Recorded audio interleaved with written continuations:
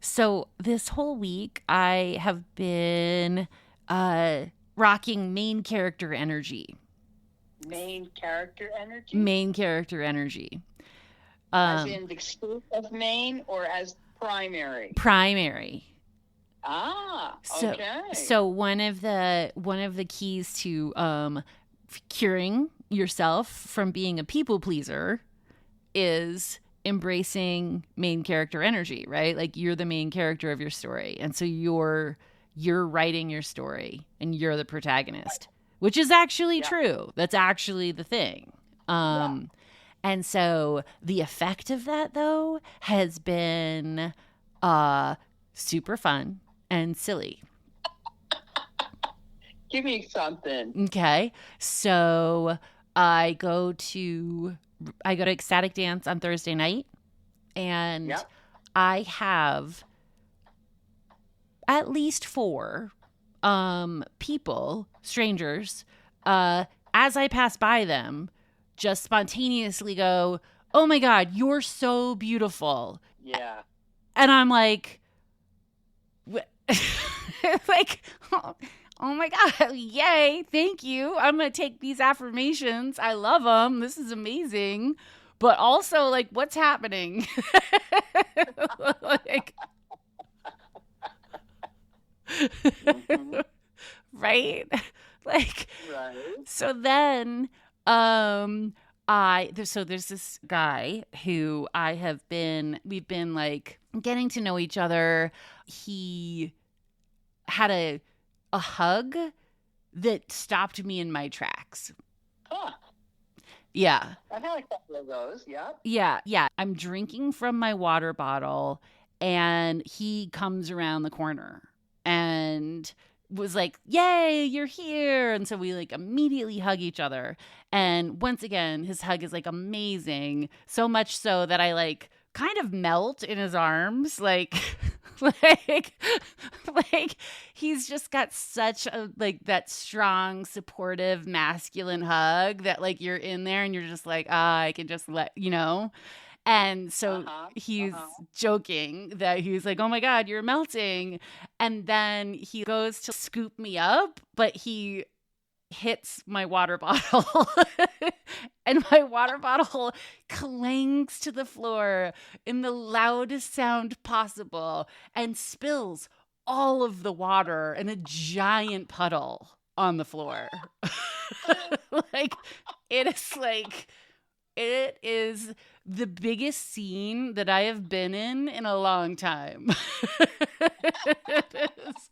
It is like, and now all of a sudden we're trying to find things that can clean up this water because people are dancing and it's actually dangerous and it's right on the pathway to the bathroom. So like we have to make it not slippery, but we're not like we're gonna there's nothing there really to clean it up. And so people are helping and it's like a whole thing. And so like we finally clean it up, and um we joke about it and whatever. Night ends. Fast forward.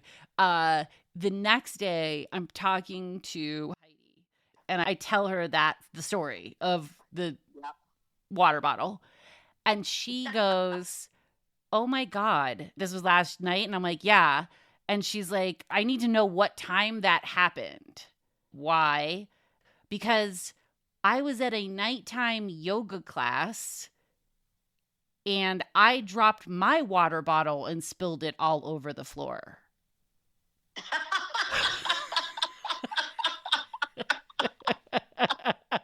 What?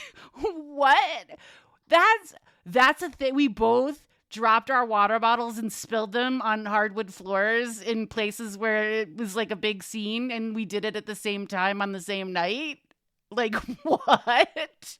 That's a thing? That's hilarious. That is very synchronous. Yes. Right? That's so crazy. That's hilarious. It is hilarious. It Yeah. is. Yep. Well, it's an interesting life.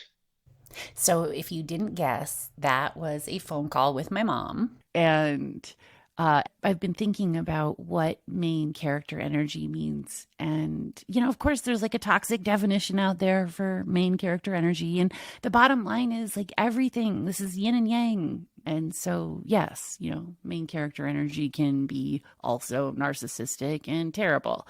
Okay, so in my mind, main character energy is you are creating the story of your life and you are the protagonist. And what's fascinating to me is that way back when I first was becoming conscious, one of the things that happened is I began writing screenplays. And originally, of course, I am looking into Joseph Campbell and understanding storytelling through the hero's journey. And what I came to realize as I was learning about it is that this book, The Power of Myth, was actually spiritual in nature. That Joseph Campbell was talking about storytelling, but it was in the context of spirituality and why we're here and why these mythologies have existed across civilization since the beginning of time, and how we choose our mythology that we act out. And that basically the universe is here to support that, whatever it is that whatever main character story arc we choose, the universe is going to support us on that. And it really is one of my favorite books in terms of this journey that I've been on, because it got me thinking, like, what is this? Like, if I were writing my own story, like, what would I want that story to be? How do I want it to end?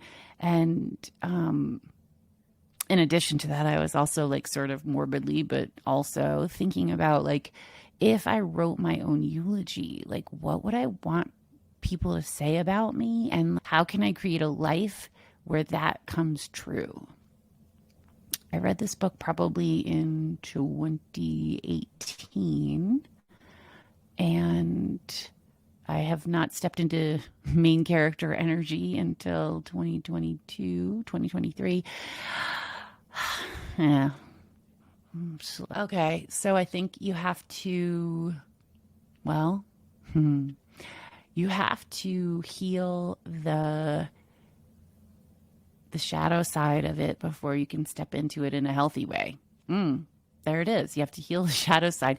And the shadow side is the people pleaser, right? Like, I did not even realize how much of a people pleaser I was until this past year. And it becomes really apparent when you are finally given the space and the time to think about what it is that you want, and then you don't know because you're so unfamiliar with actually starting off with, what do I want? I mean, I have fun doing everything. I love passionate people. And so it's really easy for me to have someone be passionate about something and me to be like, yes, that sounds amazing. Let's do it. So I think I had to like come to terms with that and then start feeling into the things that I want for myself. And now I'm at main character energy. And now what I thought about doing, which I think would be fun, is I pulled The Power of Myth off of my bookshelf. And this thing is like dog-eared all over the place. And I literally have not opened this book since I read it originally back in 2018. So I was going to flip to a page and see what I dog-eared on that page and see how I feel about it right now. So let's flip to, where's the next? Oh, there's one. So it's this page. And, oh, wow.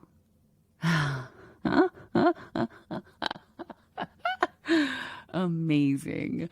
Okay, are you ready for what it says on this page? Here we go. This is Joseph Campbell talking. The religious people tell us we really won't experience bliss until we die and go to heaven.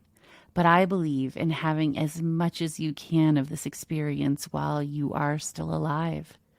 Moyers, bliss is now. Campbell, in heaven, you will be having such a marvelous time looking at God that you won't get your own experience at all. That is not the place to have the experience. Here is the place to have it. Moyers, do you ever have this sense when you are following your bliss, as I have at moments, of being helped by hidden hands? Campbell, all the time. It is miraculous. I even have a superstition that has grown on me as the result of invisible hands coming all of the time. Namely, that if you do follow your bliss, you put yourself on a kind of track that has been there all the while waiting for you. And the life that you ought to be living is the one you are living.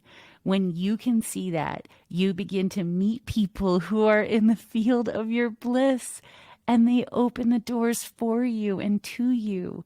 I say, follow your bliss and don't be afraid, and doors will open where you didn't know they were going to be. Moyers, I cannot believe. Of course I get. Of course this is what the page is. Oh my God, I fucking love it. Okay, Moyers says, have you ever had sympathy for the man who has no invisible means of support?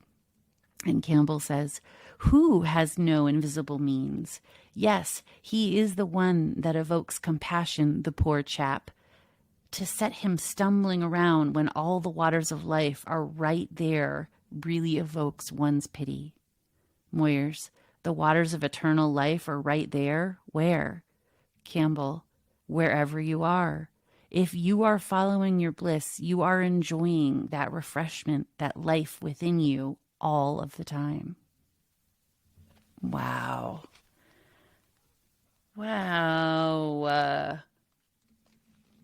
That was amazing. But right?